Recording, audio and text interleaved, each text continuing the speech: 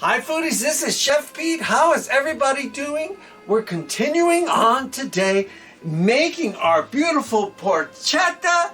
And this porchetta is been already, if you watch the full version of this, I've already rolled it. I put the parsley, the sage, the rosemary, all of the good stuff, salt and pepper inside. And what we're going to do, you can do this two ways if you like.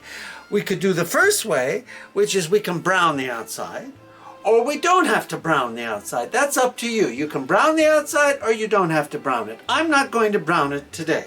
Okay, so the first thing I'm going to do is I've cut already, and I put in here one onion and I've quartered it up. See how it's all on the bottom, right? Okay, and then what I'm going to do after I get that in there is take I made some broth, chicken broth here, about 2 cups, and we're going to put it right on top of the onion.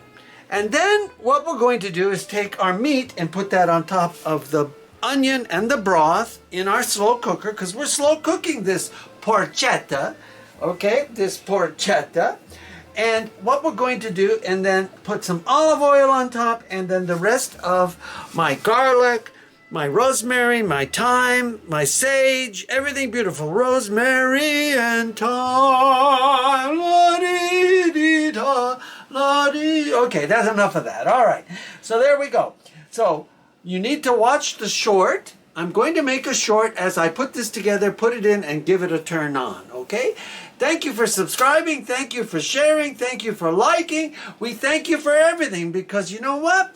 Without you guys, we'd be nothing. So here at Heal, Eat, and Teach, we cook, eat, and enjoy in our Carpizzo's kitchen. And this is Pete, as always, telling you what I tell you.